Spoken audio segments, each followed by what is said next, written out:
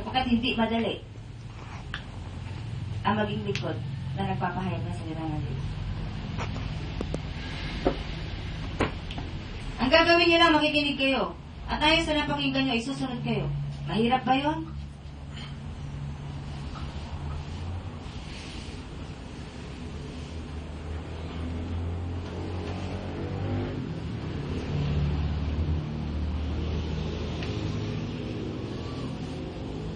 Bernard, ang computer, huwag mong gawin, maging dahilan ng kasalanan. Sabihan mo, mga kapatid mo, o mga pinsan mo, na narito na sa gawain. Anong ginagawa nyo? Pampalipas ang oras? Pagising sa umaga, takbo kayo sa computer. Naalala nyo ba ang Diyos na pasalamatan? Ang inang salamat sa buhay na ito na ipinahiram mo muli sa akin. Baka isang araw ang computer na yan. Yan naman ang galawin ng Diyos. Nakikinig ba kayo? Kung nakikinig kayo, susunod kayo. Pagkising sa umaga, kausapin ng Diyos. Amen. Amen. May sapat na kayong kaisipan. Kaya kayo pinakakainan ng matitigas. At ang mga salitang ito ay matitigas na. Paggising mo sa umaga, anong kahanapin mo? Kape? Tinapay? Almusal? Lahat ng yan ay mapaparang. Unahin mo ang siyang kailangan mo ng higit sa lahat.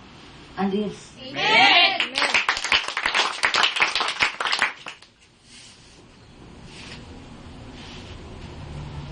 Uulitin ko. Ipinapahayag ng Diyos ngayon sa pamilyang ito. Ang computer na yan, huwag niyong gawing Diyos. Na lahat na lamang ng mga free time nyo ay nandyan kayo sa computer. Bernard, sa mga games na ginagawa ninyo, natutuwa kayo ang Diyos? Games nga yan, pampalipas ng oras.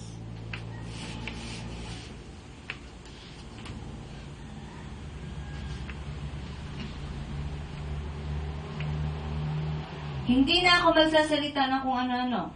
Bahala ang Diyos. Ang ipinasasabi lamang ng Diyos, yun lang ang sasabihin ko. Huwag niyong hintayin. Nagalawin din ng Diyos yung computer ninyo.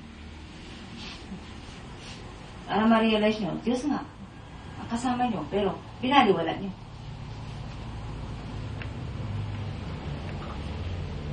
Bernard, Beverly, Kimberly. Hindi deserve ng tatay nyo. Yun nangyari sa kanya. Pero may gustong ipakita ang Diyos sa inyo. Amen.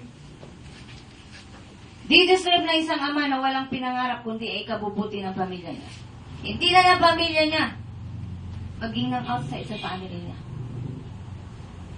Di niya deserve. At ako bilang lingkod, nalulungkot ako. Aba, nakikita ko ang taong ito sa kalagayan niya. Alam ko kung gaano kabuti ang kalooban ng taong ito. Pero bakit nangyari yan? Para hindi kayo umasa sa tao, kundi sa Diyos. Amen.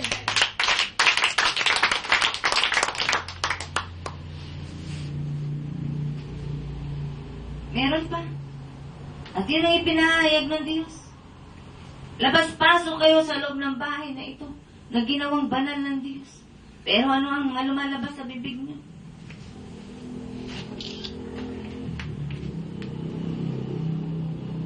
Pwede bang magpuri dito pagkatapos ng gawain ay magmumurahan kayo? Pwede bang ang tahanan ng Diyos pagkatapos gamitin ng mga anak ng Diyos ay pamumugaran ng demonyo? Pero kayong gumagawa yan. Kayo ang nagdadala ng mga demonyo dito sa loob ng bahay ng Diyos.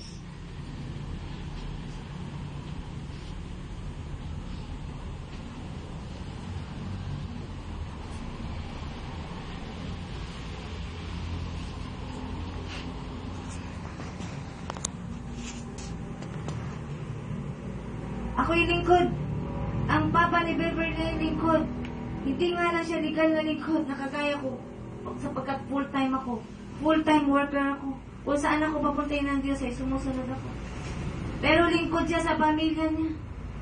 Kapag kaya niya magpakain nang wala siyang iisipin kapalit para sa mga mahal niya sa buhay. Amen.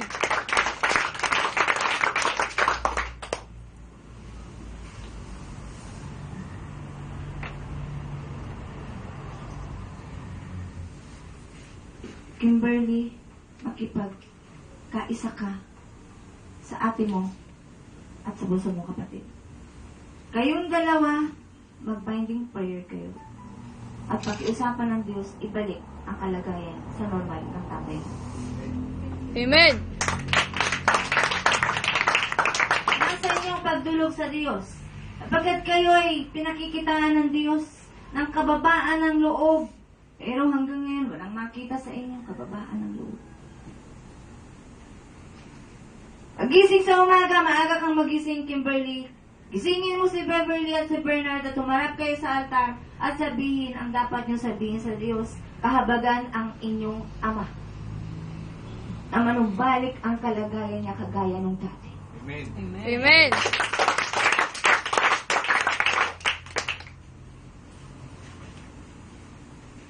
Ano ang sabi ng Diyos? Ang sino man nagpapakababa ay itataas ng Diyos. At ang sino man nagpapakataas ay ibabagsak ng Diyos. Amen. Amen.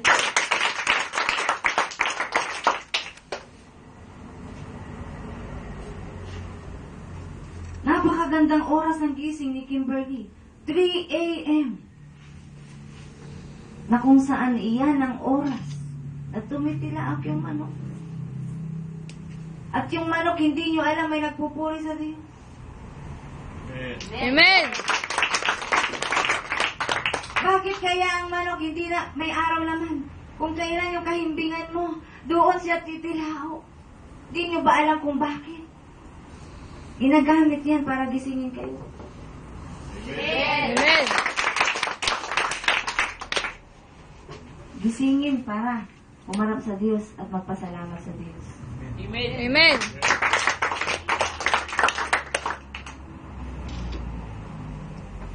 Kayo na rin na magsasabi kung nasaan na kayo sa harapan ng Diyos. Kapag hinahanap ninyo pagkigising sa umaga ang Diyos, ibig sabihin, talagang kasama nyo na ang Diyos. Amen. Kasi kung meron kang karelasyon, meron kang asawa, meron kang boyfriend, meron kang best friend, pagising mo sa umaga ay maiisip mo yan. Ano na kaya ang ginagawa niya? At kung meron kang telepono, meron kang cellphone, kumustahin mo siya.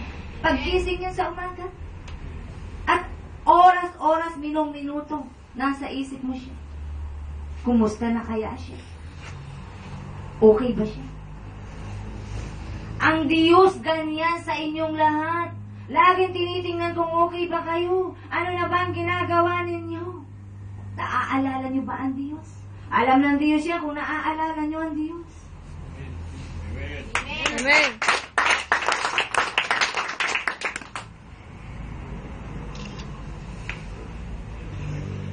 Sa mga kabataan na ito, gisingin ninyo ang mga sarili niyo. Iilan lang ang gising talaga rito. Huwag kayong magkukunwaring gising kayo. Sapagkat nadudulas at nadadapa pa rin kayo.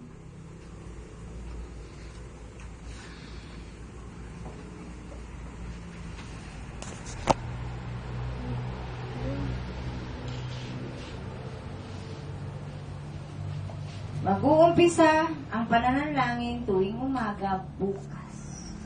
Kimberly, Beverly, at Bernard. Titingnan ng Diyos kung kayo nga ay sumusunod sa sinasabi ng Diyos. Kung mahal nyo talaga ang tatay nyo, gagawa kayo para sa Kanya sa pamamagitan ng panalangin. Amen.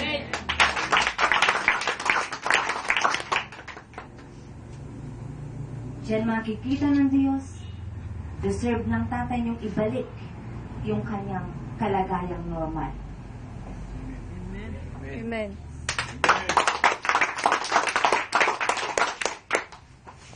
Bilang anak na nakarating na sa ganyang edad, malaki na ang sakripisyo ng tatay niya sa inyo. At nakita niyo, di niya kayo natitiis. Kung meron siya, all out siya. Makita lang masaya kayo. Amen.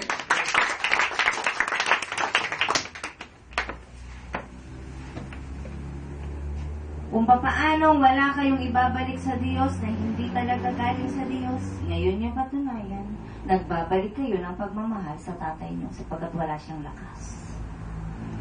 Kayo ang magbibigay ng lakas sa Kanya. Ngayon, dinig niya na ang paraan ng pagbabalik ng pagmamahal sa Kanya ay sa pamamagitan ng morning prayers. Amen. So, baguhin ninyo ang inyong mga nakasanayan, ha? Magsakripisyo kayo para sa mahal niyo. At yung minamahal ninyo, kailangan niyo talaga. At yung mahal niyo ay higit naman ang pagmamahal para sa inyo.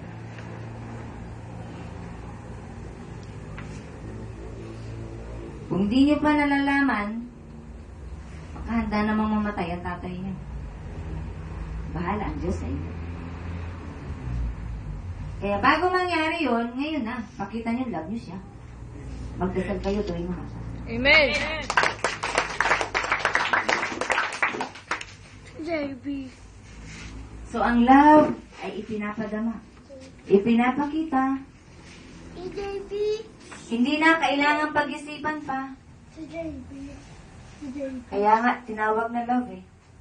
Instant. Ha? Yung nag-iisip pa kung love mo yung isang tao, naghahanap pa yan ng mga characters ng tao para mahalin niya. Naghahanap pa kung dapat pa nga niyang mahalin yung tao. Pero dahil love, si Jesus Christ, hindi tinignan ang kasalanan ng tao, kung talagang nagmamahal ka, love mo yung tao kahit ano pa siya. Amen.